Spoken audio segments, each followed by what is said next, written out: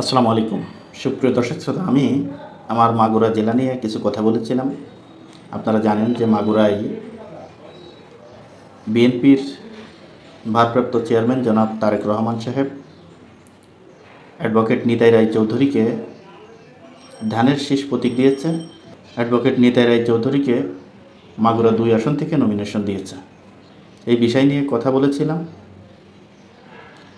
কাজী সালিমুল হক কাজী কামালের একটা শোডাউন, একটা সমাবেশ আমরা দেখেছি। সেই সমাবেশে সে বক্তব্য দিয়েছে যে ধানের শীষের জন্য সে চেষ্টা করবে।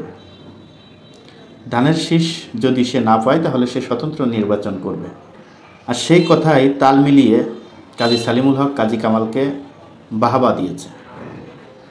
এখন কথা হচ্ছে যে আপনি যদি বিএনপি করেন, আমি একটা জিনিস জানতে চাই, বিগত 16-17 বছর যাবৎ এত লোক কাজী কামালের, তাহলে এই আওয়ামী লীগ ফ্যাসিস্ট শেখ হাসিনার এই যে সমস্ত কর্মীরা, এরা একটাকেও কিন্তু মাঠে নামতে দেয় না। এই বিএনপির এত লোক কিন্তু হরতাল, অবরোধ, পিকেটিং, যাই কিছুই বলেন, বিএনপির দলীয় কর্মসূচিতে আমরা দেখি নাই যে এত লোক মাগুরাতে কখনোই এই পিকেটিং করেছে অথবা হরতালের সমর্থনে মিছিল করেছে, কোনো জায়গায় অবরোধ করেছে, এটা কিন্তু দেখি নাই। যাই হোক, এখন কথা হচ্ছে যে সমাবেশ করে সমাবেশে মানুষ দেখে সব কিছু যাচাই করা যায় না। তাই যদি হতো, আজকে আপনারা একটা দেখেন, জামাত ইসলামের একটি মিছিল দেখলাম আমি সীমাখালী বাজার থেকে শুরু করে একটা মিছিল, সেরকম একটা মিছিল, এত বড় মিছিল জামাত ইসলামের মাগুরা জেলায় কোনোদিন কেউ দেখে নাই। জামাত ইসলামের যে এত লোক আর এত মিছিল, এত বড় একটা শোডাউন, এটা মাগুরায় কখনো কেউ দেখে নাই। এখন এই লোক দেখে আপনি যাচাই বাছাই করতে পারবেন না। একটা সমাবেশে যখন একটা সমাবেশের ডাক দেওয়া হয়, সেখানে আওয়ামী লীগ, বিএনপি, জাতীয় পার্টি এবং নিতাই গ্রুপ, কাজী গ্রুপ কিংবা হাত পাখা, এগুলো কিন্তু কেউ দেখে না। যারা রাজনীতি করে তারা একটা জিনিসই সবসময় চিন্তা করে, আমার নেতাকে আমি দেখাতে চাই আমি কত লোক নিয়ে আসছি। সে লোক ভাড়ায়ও আনতে পারে, সে লোক ভালোবাসা দিয়েও আনতে পারে, সে লোক দলের জন্যও আসতে পারে। এখন এই লোক দেখে, সমাবেশে লোক দেখে এটা যাচাই বাছাই করা কখনোই সম্ভব হবে না। আরেকটা কথা আমি বলি, আমি যে কথাগুলো বলেছিলাম এই কথার অনেকে বিরোধিতা করেছে, অনেকে আমাকে গালাগালি করেছে, অনেক খারাপ মন্তব্য করেছে, বিগত দিনের কথাও তুলে ধরেছে। আমি তাদের উদ্দেশ্যে একটা কথা বলবো যে আপনি যত বড় পণ্ডিত হন না কেন, আপনি কখনোই নিরপেক্ষ কথা বলতে পারবেন না। নিরপেক্ষ কথা বলতে গেলেও কারো না কারোর বিরুদ্ধে আপনার কথা বলতে হবে, কারো না কারোর বিরুদ্ধে আপনার কথা যাবেই। আপনি যখন বিচার করতে বসবেন, তখন আপনি একটা পক্ষকে রায় আপনাকে দিতেই হবে। সঠিক বিচার করলেও, সঠিক বিচার করবেন, তারপরেও একটা পক্ষকে রায় দিতে হবে। তখন আরেকটা পক্ষ কিন্তু ওই রায়ের বিরুদ্ধে প্রতিক্রিয়া জানাবে এবং সে কিন্তু বলবে যে এই রায় আমাদের মনোনীত হয় না। এই দেশে যারা বিচারক তারাও কখনো সবার মন জয় করতে পারে না। তো অতএব কথা বলতে গেলে কারো না কারোর বিরুদ্ধে যাবে, আপনি সঠিক যুক্তিতর্ক তুলে ধরলেও কারো না কারোর বিরুদ্ধে যাবে। আপনি যখন আওয়ামী লীগ মানুষের উপরে অন্যায় করতো, জুলুম করতো, আমি বহুত ভিডিও আওয়ামী লীগের বিরুদ্ধে করেছি, তখন কিন্তু জেল খাটার ভয় করি নাই। তখন ওই আয়নাঘরে যাওয়ার চিন্তা মাথায় আসে নাই। মাথায় আসলেও ভিতর থেকে প্রতিবাদ চলে আসছে, তখন আমি প্রতিবাদ করেছি। আমার অনেক ভিডিও আছে, যে ফেসবুক আইডিটা আমার হ্যাক হয়েছে। কারণ কথা বলতে গেলে কারো না কারোর বিরুদ্ধে যাবেই, মাসবি। এখন আমি যদি কাজী কামালের পক্ষে কথা বলি, কাজী কামালের শুধু সুনামি করি, তাহলে নিতাই রায় চৌধুরীর যেই লোকজন আছে তারা বলবে যে আমি মনে হয় কাজী সালিমুল হক কাজী কামালের কাছ থেকে টাকা খেয়ে এই ধরনের কথা বলছি। আমি যদি শুধু নিতাই রায়ের সুনাম বলি, আর কাজী কামালের বিপক্ষে বলি, তখন কাজী সালিমুল হক কাজী কামালের গ্রুপের যত লোক আছে তারা বলবে আমি নিতাই রায় চৌধুরীর কাছ থেকে মনে হয় টাকা খাইয়ে এগুলো বলছি। আসলে এগুলো কিছুই না। দল যাকে নমিনেশন দিবে, আপনি যদি বিএনপি করেন, আপনি যদি রাজনীতি বোঝেন, আপনি যদি রাজনীতি করেন না সেটা আলাদা হিসাব। আপনি যদি রাজনীতি করেন, আপনি যদি রাজনীতিকে ভালোবাসেন, তাহলে আপনাকে কোনো না কোনো একটি দল আপনাকে বেছে নিতে হবে। হয় আওয়ামী লীগ, হয় বিএনপি, হয় জামাত ইসলাম। আপনার যাকে ভালো লাগে আপনি সেটা বেছে নেবেন। দেখেন অনেক লোক জামাত ইসলাম করে, তাই বলে কি তারা সবাই যুদ্ধ অপরাধী? অনেকে তো বলে জামাত ইসলাম যারা করে তারা সবাই যুদ্ধ অপরাধী দল, এই কথা বলে। তাই বলে কি আপনি দল করা বাদ দিবেন? আমার আগের ভিডিওয় অনেকে অনেক কথা বলেছে, খারাপ কমেন্ট করেছেন, আমাকে অনেক গালাগালি করেছেন, দালাল বলেছেন, আমার বিগত দিনের ইতিহাস তুলে ধরেছেন। অনেকে সত্য বলেছেন, অনেকে মিথ্যা বলেছেন।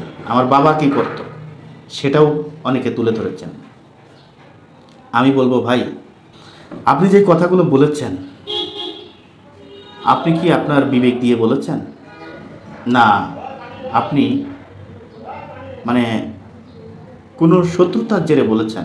না আপনি আমার উপরে পূর্ব শত্রুতা ছিল তার জন্য বলেছেন? আমি জানি না। তবে একটা কথা বলি, অতীত টেনে এনে একজনকে ছোট করবেন, এটা করেন না ভাই। আপনি নিজে জানেন যে আপনার বাবা আপনাকে কত কষ্ট করে মানুষ করেছে। আপনি জানেন আপনার দাদা কি করতো, আপনার দাদা আপনার বাবাকে কত কষ্ট করে মানুষ করেছে। আপনি হয়তো বা জানেন না যে আপনার দাদার বাবা আপনার দাদাকে কত কষ্ট করে মানুষ করেছে। অতএব অতীত আপনারা যারা তুলে ধরতে চান, আপনারা বোকার স্বর্গে বসবাস করেন। এই পৃথিবী সৃষ্টি হওয়ার পর থেকে অনেক ইতিহাস আছে, বলতে গেলে অনেক বড় হয়ে যাবে এই ভিডিওটি। তাছাড়া আমি একটা কথাই বলবো, আপনারা যদি শিক্ষিত সমাজের লোক হয়ে থাকেন, যদি বিবেক বুদ্ধি থাকে, আপনারা পড়াশুনো করেছেন, আপনারা অনেক জ্ঞান রাখেন, অনেক জ্ঞানের অধিকারী, আপনারা মানুষকে যারা ছোট করবেন, মানুষকে যারা ছোট করে দেখেন, মানুষকে যারা ছোট করেন, কখনোই আপনারা ভালো মানুষ হিসেবে কোথাও আপনি আপনার পরিচয় দিতে পারবেন না। আমি একটা জিনিস জানি যে কাজী সালিমুল হক কাজী কামালকে যখন মাগুরা 2 আসন থেকে মনোনয়ন করা হয়েছিল, তখন দলমত নির্বিশেষে তখন আমরা ধানের শীষের পক্ষে মিছিল করেছি।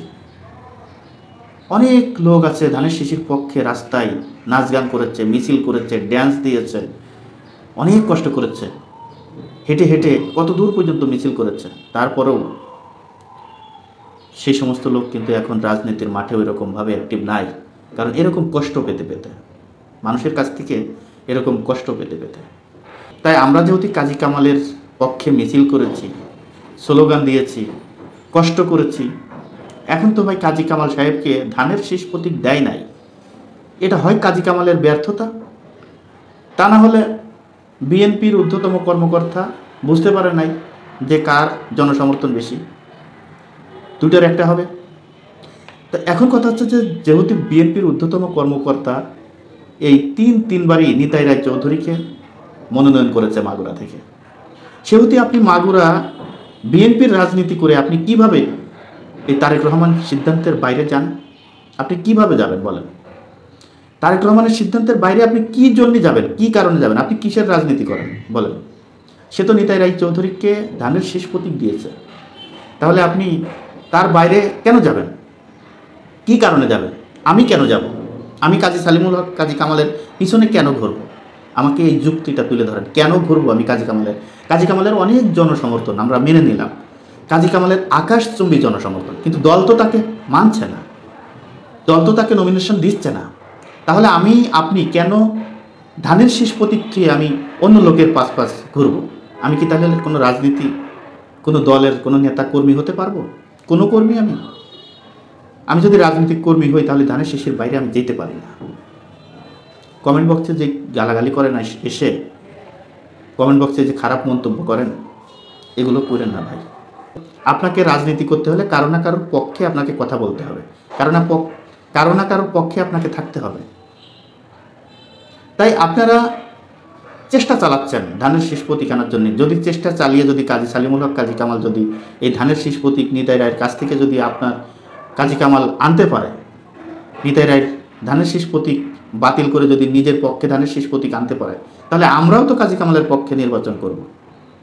আপনারা কথা দেন, আপনারা বলেন যে কাজী কামাল যদি না আনতে পারে তাহলে আমরা নিতাই রায়ের পক্ষে কাজ করব, তাহলে বুঝবো না আপনারা বিএনপি করেন।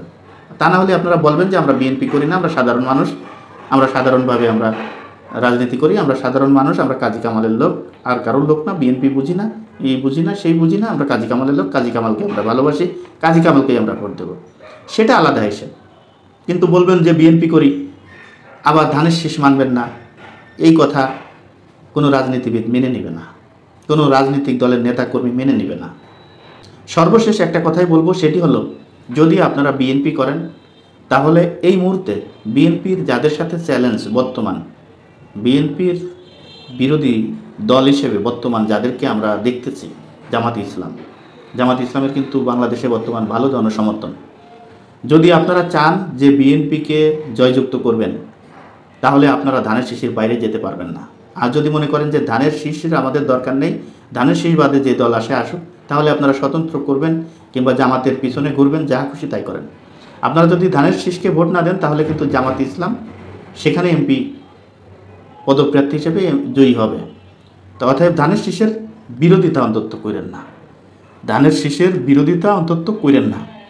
জামাতের পক্ষে আপনারা যদি থাকতে চান সরাসরি থাকেন, কিন্তু ধানের শীষের বিরোধিতা করে জামাতকে পাশ করাবেন, এই ধরনের মন মানসিকতা যাদের ভিতরে আছে তারা হচ্ছে যে বেঈমান, তারা নেমক হারাম, তারা কখনোই দলের কোনো কর্মী হতে পারে না।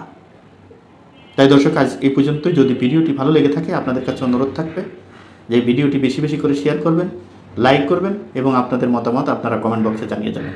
দর্শক, ভালো থাকবেন, সুস্থ থাকবেন।